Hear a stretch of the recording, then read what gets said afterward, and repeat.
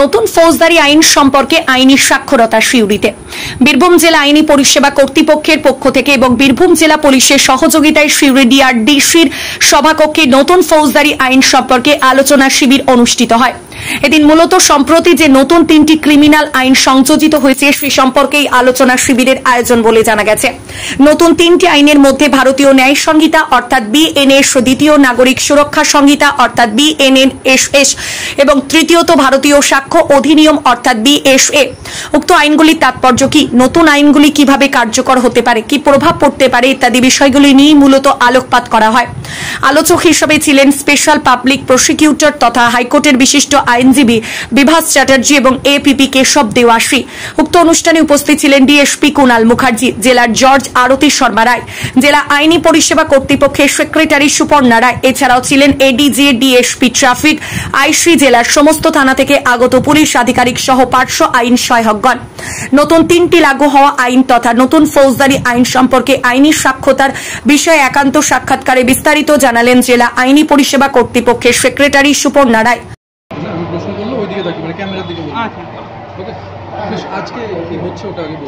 আজকে ডিআরডিসি হলে আমরা বীরভূম ডিস্ট্রিক্টের তরফ থেকে, আমাদের লিগাল সার্ভিসেস অথরিটির তরফ থেকে, বীরভূম পুলিশ প্রশাসনের সহযোগিতায় একটা বিশেষ অনুষ্ঠান এখানে করছি।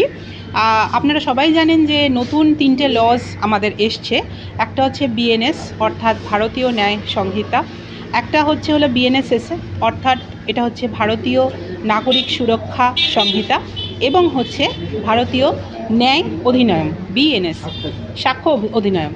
তা এইটা যে 3টে এসছে, আমাদের আগে যে আইপিসি, সিআরপিসি এবং এভিডেন্স অ্যাক্ট ছিল তার সঙ্গে আগের প্রভিশনগুলোর সঙ্গে এখনের প্রভিশনের অনেকটা তফাৎ হয়েছে এবং নতুন অনেক কিছু টেকনোলজিক্যাল বা ইনফরমেশন অনেকগুলো ইনক্লুড করা হয়েছে যেগুলো আগে আমাদের প্রভিশনে কিন্তু ইনক্লুডেড ছিল না।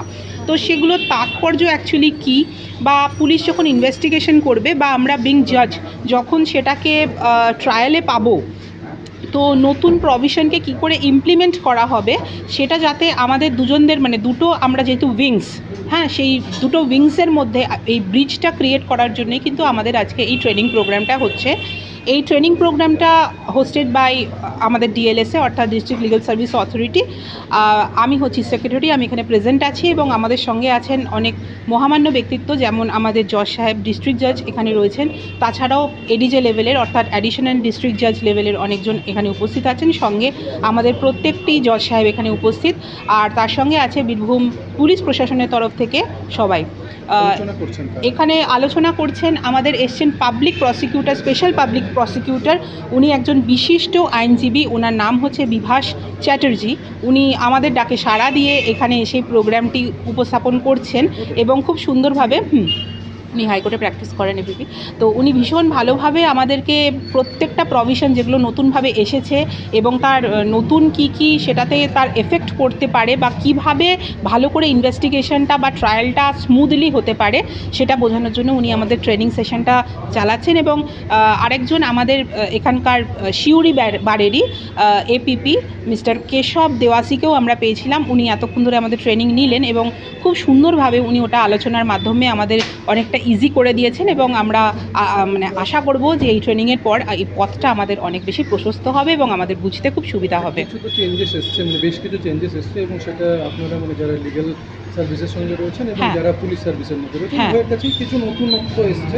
সেগুলো কতটা চ্যালেঞ্জ, এখনো কি এই ধরনের কতটা চ্যালেঞ্জ ফেস করছেন, কোথাও কি কোনো? যথেষ্ট চ্যালেঞ্জিং আছে, কারণ এই যে 3টে লজ এসছে, এই 3টে লজেরই মেন তাৎপর্য হচ্ছে যে স্পিডি ট্রায়াল, কিভাবে তাড়াতাড়ি করে একটা ট্রায়াল শেষ করা যেতে পারে, বা ইনভেস্টিগেশনেরও কতগুলো পার্ট এমন ইনক্লুড করা হয়েছে যাতে করে খুব সংখ্যাটাকে অর্থাৎ সময়টাকে খুব রেস্ট্রিক্ট করা হয়েছে। ফলে দীর্ঘদিন যে মামলাগুলো পেন্ডিং রয়েছে বা ইনভেস্টিগেশনেই যে অনেকটা সময় চলে যাচ্ছে যে সেটাকে যাতে শর্ট করা যায়, ফলে ইনভেস্টিগেশনের পোর্শনটা টাইমটা যদি একটা লিমিটের মধ্যে বাঁধা যায় এবং সেম আমাদের ট্রায়ালের সময় যদি সেই সময়টাকে একটা নির্দিষ্ট সময়ের মধ্যে বাঁধা যায় তাহলে জিনিসটা অনেক বেশি স্পিডি হবে।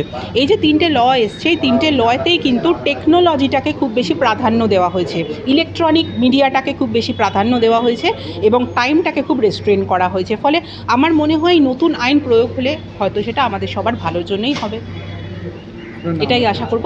আমার নাম হচ্ছে সুপর্ণা রয়, আমি secretary district legal service authority Birbhum.